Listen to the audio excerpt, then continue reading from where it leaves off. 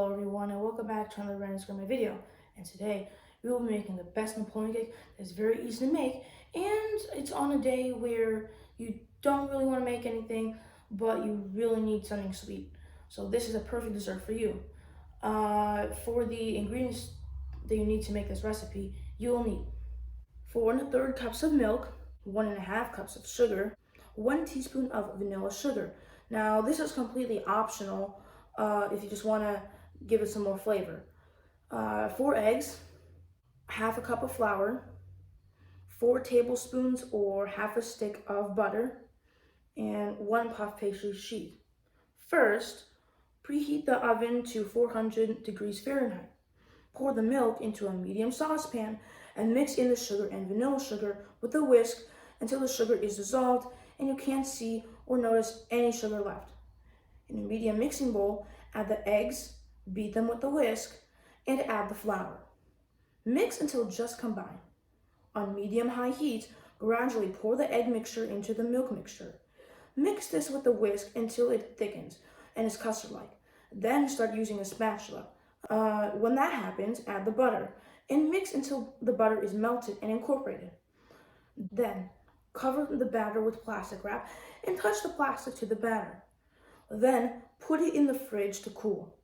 While the batter is cooling, sprinkle some cornstarch on a hard surface and put the puff pastry on the starch.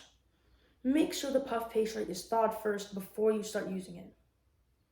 Lay the pastry so that the short end of the rectangle is on the left and right. Slice the pastry into 1 to 1.5 inch slices and do the same with the long side so that they are squares. Put the squares in the oven for 25 minutes. When it's done, remove the puff pastry from the oven and separate each square into individual or smaller layers. And save some to crush for the coating or topping. And you can choose if you want a fine topping, which is with a food processor, or you can just crush it, of course, with your hands. Put the rest of the puff pastry in the batter. Don't mix it. Fold the pastry into the batter and make sure not to break the puff pastry as it's very fragile. Then, pour the batter into a springform pan and even the batter out. Cover the batter with plastic wrap and place it in the fridge to cool until firm. Make sure to touch the batter with the plastic wrap. Remove the plastic wrap and sides if you have a springform pan. If you don't, just remove the cake from the pan. Then, sprinkle the crushed puff pastry all over the cake, making sure to cover it with it. And there you have it, the best Napoleon cake. It's very easy to make, and it's on a day where you don't really know what to make. I hope you enjoyed this video, and please make sure to subscribe and hit the notification bell so you always get notified on my latest videos. Bye. See you in my next video. See you soon.